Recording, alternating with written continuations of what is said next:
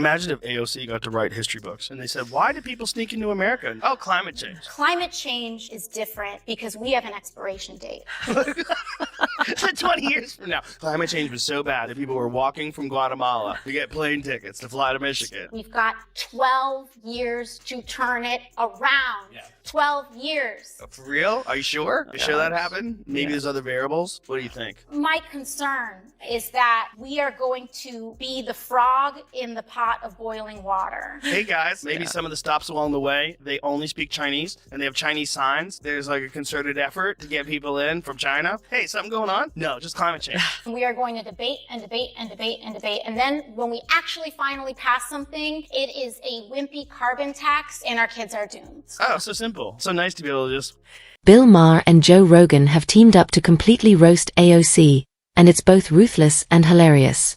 Remember when several commentators accused her of exaggerating parts of her personal story? That revelation sparked a firestorm, and Maher and Rogan brought the heat. Since then, they've been on a streak, unleashing brutal honesty and sharp criticism without holding back. Their commentary is raw, non-stop, and seriously entertaining. If you haven't already, hit that subscribe button and get ready.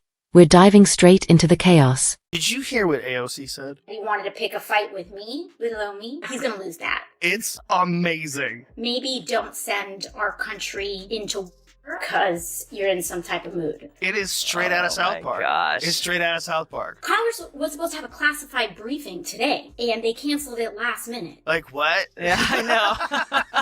It's giving scrambling. It's giving disorganized. It's giving they are having problems behind the scenes. Do you know something I don't know? Please understand that this is Trump's war. This is a Republican war. Don't let them... Like what? What are you even saying? I'm not exactly sure what triggered it, but it's honestly hilarious how Joe Rogan doesn't even try to act like he takes AOC seriously anymore. The era when he praised her as the bold, fresh face among the spotlight-hungry Democrats is long gone. He used to admire her fiery speeches and even called her courageous for stepping into Congress at such a young age. Now, that respect has completely disappeared, swapped out for sarcasm so sharp it stings. And Rogan isn't pulling any punches. Did you see the video of when she found out she won? It's amazing. Play it. I'm gonna grab her. She's right here. I can't let you. It's like one of the realest moments. And look, people are angry. 28-year-olds, what does she know? What she doesn't know, she'll learn. Maybe she knows a lot. I like the fact she wasn't supposed to win. I like the fact that the guy who was an incumbent was a 10-term incumbent. Yeah. And that he spent 10-1 versus on her. Yeah. How much money she spent? 10-1. And grassroots got her elected, man. And that can happen. Dude, she's a kid. Yeah, that's... And she's pretty. She's a pretty Yep. young... Yeah, that was Rogan, once completely fascinated by AOC's rise to Congress, praising her non-stop and backing the promise he believed she had. And he wasn't the only one. Millions were hooked by her narrative. But when the shine wore off, when that polished image started to crack and her rehearsed lines lost their charm, Rogan's admiration flipped fast. The praise turned into blunt breakdowns. The wonder shifted into mockery. Now, he doesn't see a bold leader. He sees a phony wrapped in activism, a politician who speaks in catchphrases but runs from real scrutiny. And he's not holding back, on his podcast or anywhere else. His critiques are sharper, funnier, and brutally unforgiving. AOC was on TV the other day doing an interview. One of the biggest issues that we have when it comes to immigration is the fact that we have an undocumented population. She was calling them undocumented people, and the way to do it is to give them a path to citizenship. You can fix that by trying to build a wall, or you can fix that by trying to document people and create a path to citizenship. Well, how about you know who they are? Because if you're a person from another country, say if you're in Europe, you want to come to America and become an American citizen, this is like a long, lengthy process every year. And you have to prove that you have a skill. There's a reason why you should be here legally. One of the reasons that our public systems experience wait is because people don't have a documented and reliable path to work and sustain themselves. But if you want to do it illegally, they'll give you money. They'll give you a cell phone. Just like all of our ancestors did, the answer should really be we should make it easier to be legal, documented, and a citizen of the United States of America. There's people in Mexico gone back 4 times that month. So every time he crosses over, he gets $2,000. He made $8,000 in a month from the federal government. Alright, here's a mix of AOC saying some of the most ridiculous, illogical things. And honestly, at this point, it's not even shocking anymore. Remember that wild statement where she claimed we could end climate change in just 12 years? As if global environmental shifts operate on some kind of congressional timeline? That's classic AOC. She genuinely believes climate change is the main cause of mass migration, casually ignoring economic meltdowns, political instability, and violent regimes like their side notes. Sure, when she first came onto the scene, young, wide-eyed, and idealistic, you might have cut her some slack. But 5 years later, still repeating the same talking points? That's not idealism anymore, it's straight-up ignorance. There's zero excuse for throwing out these oversimplified soundbites about issues this layered. If anything, it reveals an alarming unwillingness to grow or even ask, does this actually make any sense? Instead, she doubles down, relying on drama and emotion to cover up the lack of facts and reason. Spoiler alert, it doesn't work. Everyday Americans still have the power to organize and fight for their communities, and they can have more say in this country than the richest man in the world. You know, the district now is going to lose 25,000 jobs. Like there's something. Well, one of those things is, we were subsidizing those jobs. So for the city was paying for those jobs. So frankly, if we were willing to give Amazon if we were willing to give away $3 billion for this deal, we could invest those $3 billion in our district ourselves if we wanted to. We could hire out more teachers. We can fix our subways. We can put a lot of people to work for that money if we wanted to. There was no guarantee that those jobs were for the New Yorkers that were here. We were looking at a deal that was not primarily putting the community. That's her trademark move. Talk tough until real substance shows up.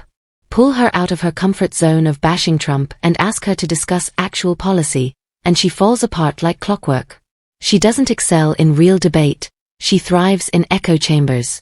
The second she's challenged, the boldness disappears, the dodging starts, and whatever expertise she claimed vanishes into vague talking points. She's mastered the art of being a performative politician. All theatrics, no real depth, and that's the core issue. When Flash keeps winning over facts and the media keeps running cover for her, we're stuck with a politician who shines in quick clips but falls flat when it matters. No surprise Ma jumped in too.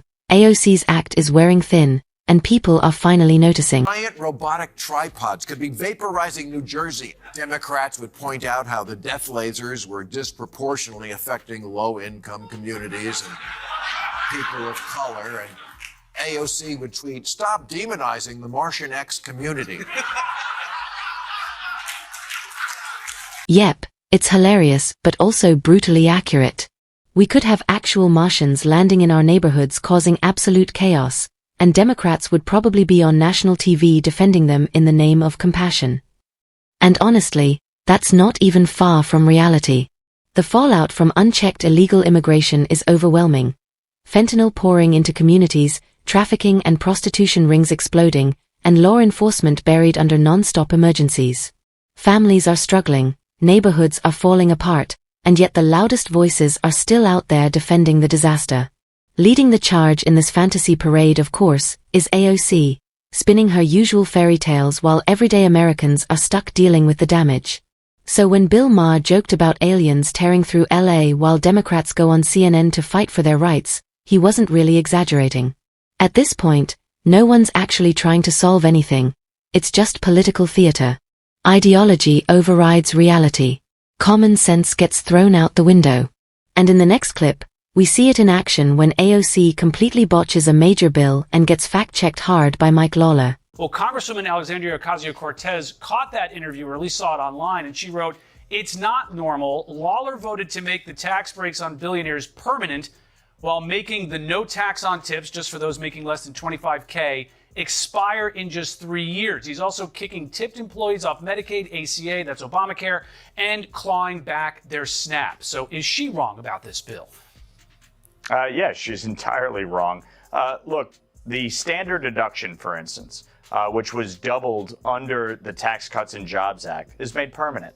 This is a huge tax cut for middle class and lower income families all across this country. Obviously, within this bill, no tax on tips, no tax on overtime, no a senior deduction, a child tax credit expansion. This is targeted towards the middle class and working class and lower income Americans all across this country. And that's exactly what I've been saying. She doesn't even understand the fundamentals. Worse, she refuses to slow down, do the research, or actually engage with the facts before jumping into the spotlight. Take that major, well-crafted bill, for instance. It was created to reduce financial pressure on the middle class through broad tax cuts. But AOC came out swinging with flat-out misinformation, claiming the government was targeting people making under $25,000 while supposedly showering the wealthy with massive breaks. It was more make-believe than reality, just like her carefully curated Bronx girl persona, despite public records showing she grew up in Yorktown, Westchester. And who can forget that viral claim about her cashing her grandmother's Social Security checks? Total satire, absolutely no truth to it. 5 years into her time in Congress, and she's still pushing half-truths and emotional performances over facts and intelligent debate. At this point, it's not just a lack of knowledge, it's a deliberate refusal to face reality.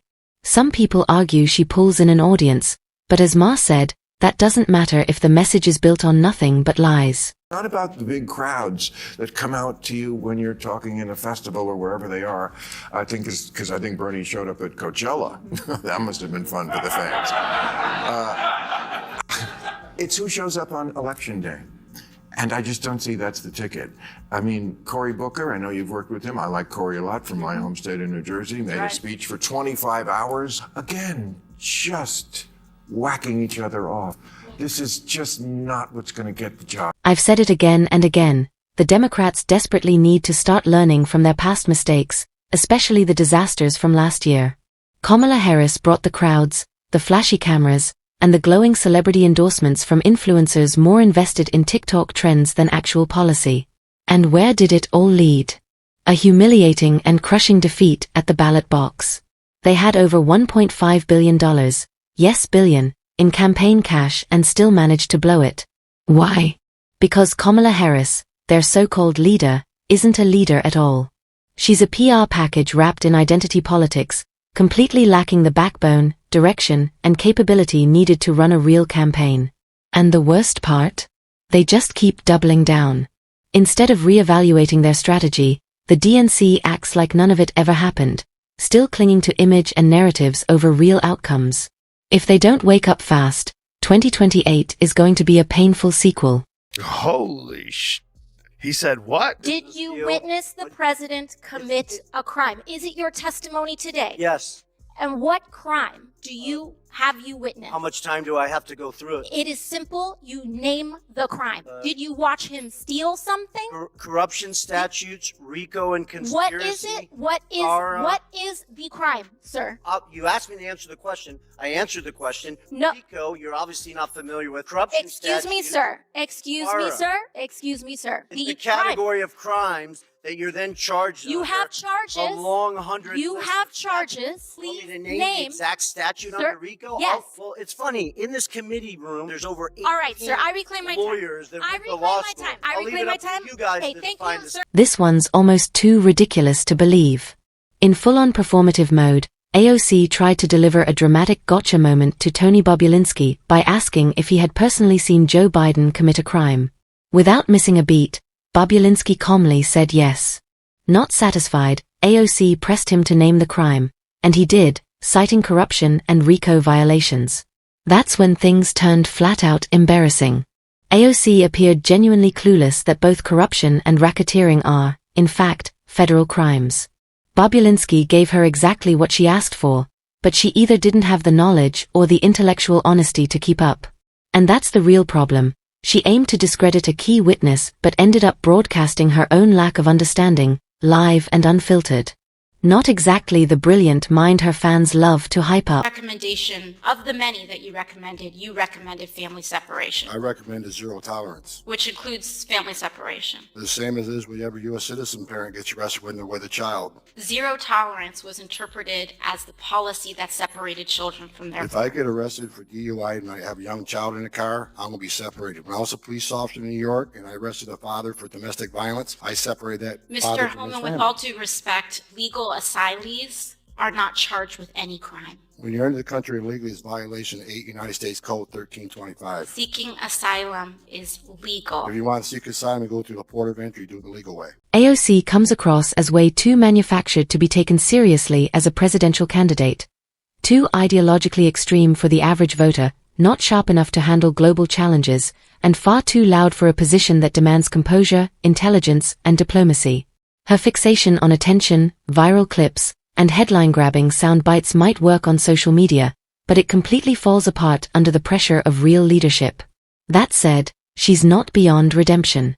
She's still young, and with real humility, self-reflection, and a desire to grow instead of preach, she could eventually develop into someone more grounded and capable. But let's be honest, right now, she has no business even whispering about running for president. What she really needs is time, maturity, and a serious dose of reality. Until then, her energy should be spent focusing on substance over spectacle and becoming the leader she claims to be. As things stand, AOC is all performance, no policy, loud, unpolished, and in over her head. Her presidential aspirations aren't laughable because of her age, but because of her refusal to evolve. If she's truly serious about leading, it's time to drop the act and put in the work. The clock's ticking. And that wraps up today's video. If you enjoyed the breakdown, be sure to like and subscribe for more. Thanks for watching, and I'll catch you next time.